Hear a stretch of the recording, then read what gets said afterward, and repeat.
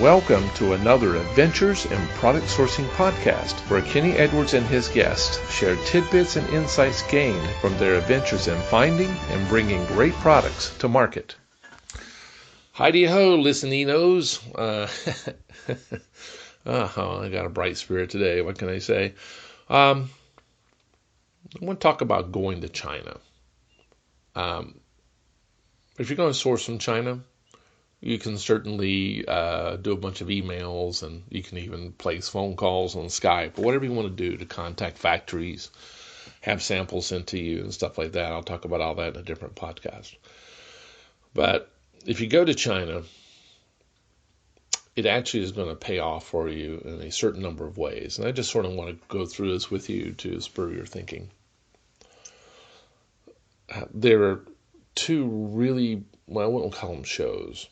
There's the big Canton Fair that happens down in Guangzhou, which is right above Hong Kong, and that happens twice a year. So by going to China, you have a chance to go to Canton Fair in April or October and take a look around and sort of get a feel for the kind of products and manufacturing that's available to you. If all you have to do is place an order. So that's one thing. You can go visit Canton.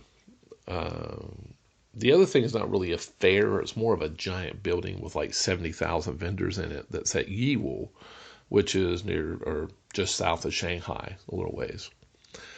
So if you wanted to actually compare a lot of suppliers at one time, you could go to Yiwu pretty much any time of the year except maybe Chinese New Year, and check around and maybe have an agent help you or something. Go in and say, I want this kind of product, and then find several suppliers right there, pretty much any time of the year, except Chinese New Year. So there's two good reasons to go to China right there. The other thing I want to talk about has to do with your relationship with your suppliers. Now, if you show up in China and actually see these people and go up and shake their hand, say ni hao or hello, or however you want to address them, they're going to have more respect for you right off the bat. Way more respect than somebody that all they ever hear from them is an email request from the United States, because they can't really judge who you are from an email. I mean, you can sound pompous in the email, but quite frankly, we all know lots of emails that we get where people sound pompous and big, and really there's nothing behind them. But if you actually lay down the dough and get on a plane and fly 14 to 16 hours to get to your destination, and then get there and actually go into talk to a supplier, they're going to have way more respect for you than somebody they just got an email from. You're going to seem more real to them. Like, hey, we might actually be able to make a deal. These people are serious. It also gives you a chance to negotiate face-to-face. In this world of electronic communications, we're sort of getting out of this face-to-face stuff. It worked great back in the 1900s, where you could go out, shake hands, kiss babies, pet puppies, and negotiate directly with the other person and form a business relationship.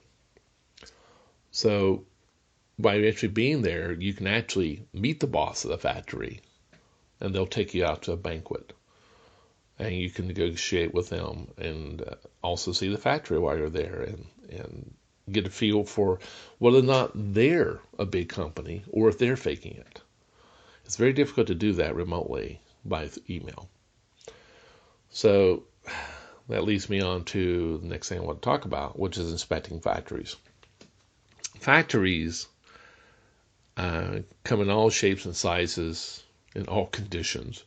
If you're ordering a high-tech product and you go to a factory that's dusty, dirty, it's pretty much open to the elements on the sides. It's basically a place with concrete walls and a tin roof.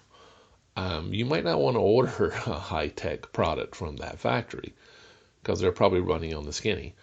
They're not actually investing the money into producing a high-tech product, but they're trying to. And so their quality control may not be there. But by seeing the factory, you can make that kind of judgment. The other thing is, this is my personal thing, is I want to see what kind of conditions the workers are working in. Just because I'm in America and I'm used to standard living here doesn't mean that I expect everybody in China who's working to have that kind of standard of living.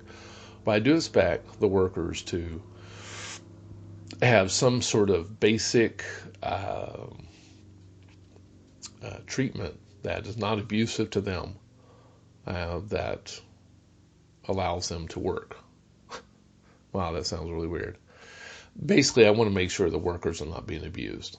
And by actually seeing it in the factory, it gives a little bit more credence that this is a real company who values their workforce.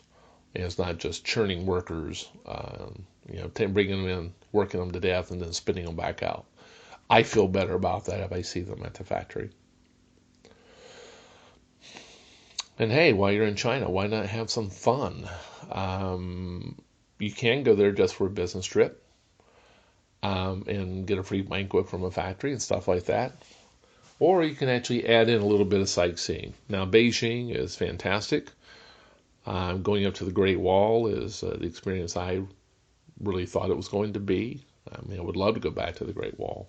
There's palaces and big temples and stuff all over the place. So mix in a little bit of sightseeing.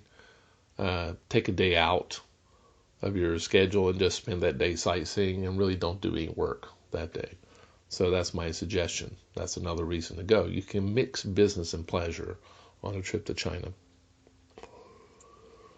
And you're also going to get a better understanding of the people. By going and interacting with Chinese directly in China, you start to get a feel for Chinese culture.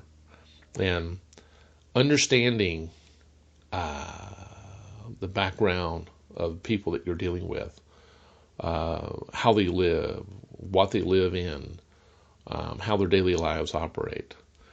All those things give you a better understanding of them when it comes time to go to negotiations. And it really helps you to be able to build more of a relationship with them. I know it's sort of a fuzzy thing, but your pricing, your deliverability, your ability to get things in the factory are to a large part dependent upon the relationship you build with the people at the factory, especially your sales rep and the plant boss or the company owner.